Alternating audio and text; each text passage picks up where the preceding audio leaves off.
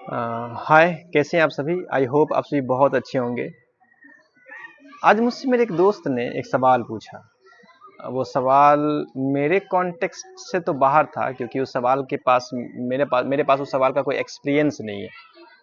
लेकिन उसने जो सवाल कहा वो सवाल बिल्कुल जेन्यून था, बेहतर सवाल था आज के जीवन के लाइफ को देखते हुए। वो सवाल ये था, उसने कहा कि दोस्त ये बताओ कि एक बेहतर जीवन जीने के लिए, एक बेहतर वैवाहिक जीवन जीने के लिए इंसान को किन बातों पर ध्यान रखना चाहिए, किन बातों को अपने माइंड में रखना चाहिए ताकि उसका लाइफ जो है, वैवाहिक जीवन, मैरिड लाइफ जो है वो आसान हो, इजी हो। प्रॉब्लम्स तो हो लेकिन कई सारे प्रॉब्लम्स से वो बच जाए। क्या करना चाहिए उसके लिए? तो ये सवाल जो है वो मेरे कॉन्टेक्स्ट से बिल्कुल बाहर है, क्योंकि अभी तक मेरे पास इसका अनुभव नहीं है। लेकिन सवाल में दम तो है, बात तो सही है। तो जो मैं समझता हूँ, जो मैंने एक्सपीरियंस किया है, जो मैंने सीखा है, जो मैंने देखा है लोगों को, जो मैंने ऑब्जर्व किया है, तो मैं ऑब्जर्व करने के बाद मुझे ये लगा कि अगर कुछ बातों पर इंसान ध्यान रखे, उन चीज़ों को अपने अंदर रखे, उसको अपने ऊपर अप्लाई करे, तो उसका लाइफ जो है, नॉर्मल लाइफ भी और वैवाहिक लाइफ भी बेहतर हो सकता है। उसमें पहली बात जो है, जो फर्स्ट थिंग्स है, जो अकॉर्डिंग टू मी जो फर्स्ट थिंग्स है वो है बर्दाश्त। बर्दाश्त करना इंसान को सीखना चाहिए।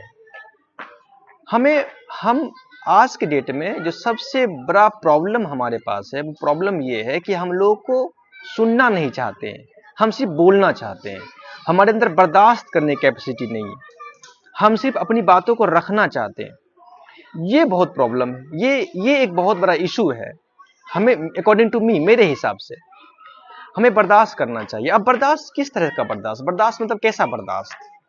आप अक्सर देखते होंगे कि घर में लड़के या लड़कियां, मतलब हस्बैंड या वाइफ, वो अपनी वाइफ की सारी शिकायतें, एक हस्बैंड अपनी वाइफ की पूरी शिकायतें अपने दोस्तों को यहाँ पे करता है, अपनी माँ के यहाँ पे कर देता है, और सारी बात कह करके ये कहता है कि माँ या दोस्त, मेरी बीवी ऐसी है लेकिन फिर मैं बर्दाश्त कर रहा हूं। बीवी अपने शौहर की सारी शिकायतें अपनी माँ के यहाँ पर, अपने दोस्त के यहाँ पर, सबके यहाँ पर कह देती है, और कहती है कि इसके बावजूद भी मैं बर्दाश्त कर रही हूं। भाई, जब तुमने सारी बातें कह दी तो बर्दाश्त क्या किया तुमने? कौन सी बातें तुमने बर्दाश्त की? तुमने तो सारी वोमिटिंग कर दी ना, उल्टी तो कर दी तुमने। ये लड़का या लड़की, तो फिर बर्दाश्त क्या किया तुमने?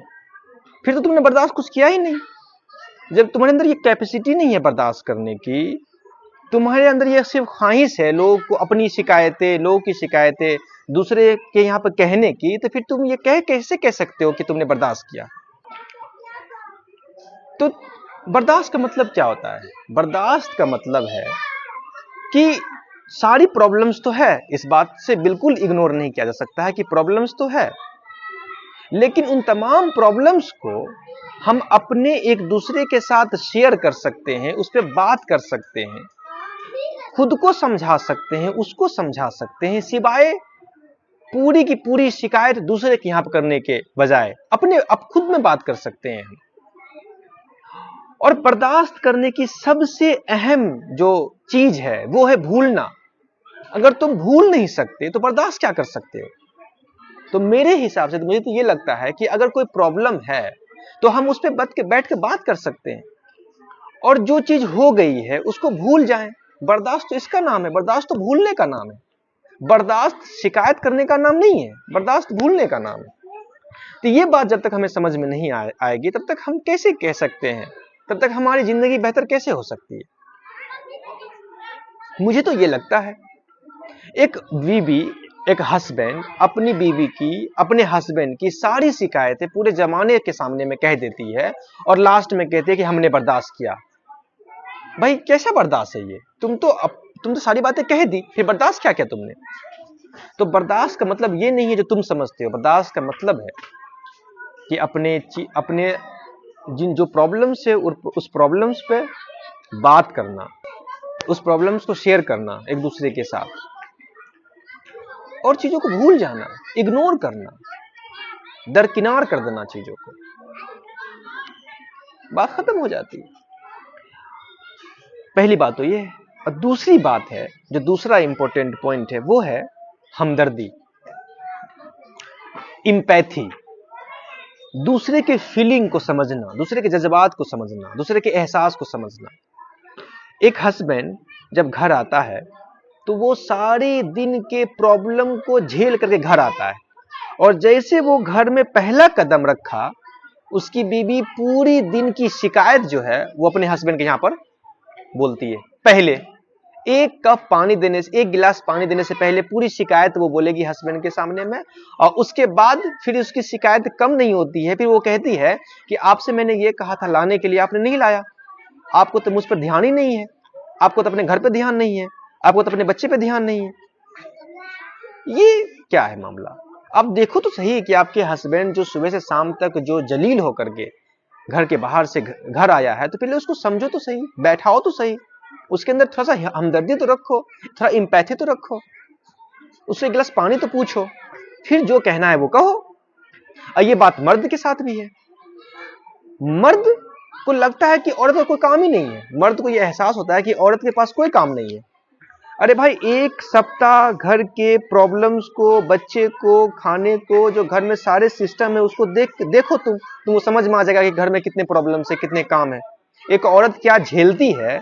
एक महीना उसको झेल के देखो, तब समझ में आ जाएगा कि आपको एक औरत क्या किस प्रॉब्लम से गुजरती है।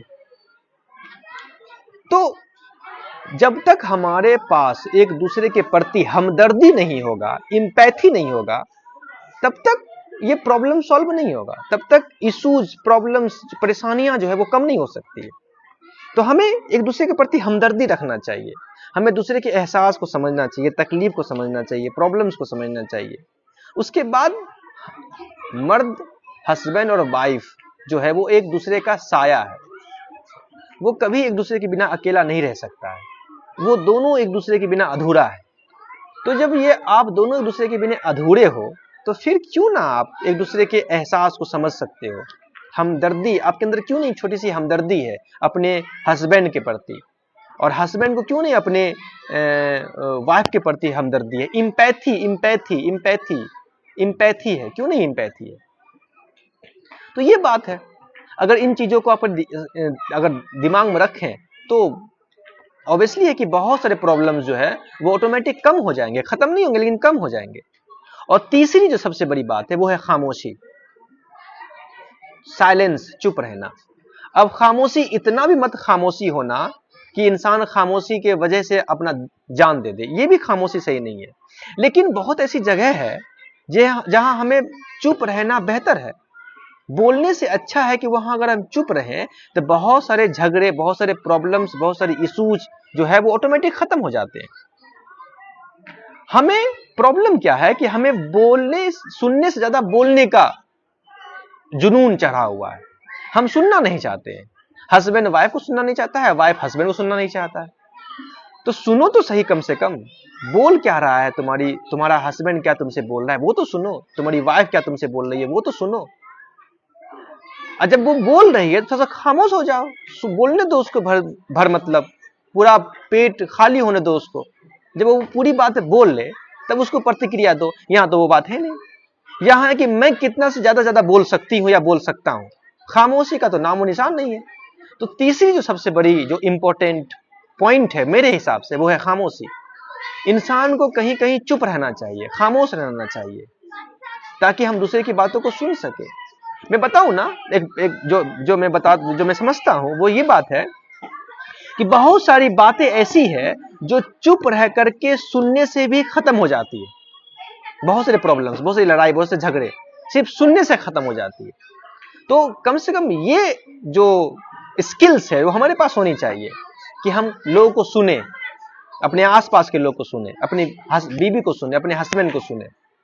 तो मेरे हिसाब से अगर इन चीजों को अगर इंसान ध्यान में रखे तो हो सकता है कि बहुत सारे प्रॉब्लम जो हैं, बहुत सारे इश्यूज जो हैं वो इंसान के आपसी तालमेल जो है वो बेहतर होंगे, बहुत सारे इशू जो है वो इंसान के कम हो जाएंगे। बाकी आप बेहतर जानते हैं, मुझे जो लगा मैंने उसे समझाया, बाकी आप बताएंगे कि क्या मैंने सही कहा या गलत कहा। ठीक है, मिलते हैं किसी नेक्स्ट वीडियो में, तब तक के लिए अपना ख्याल रखें। Okay bye.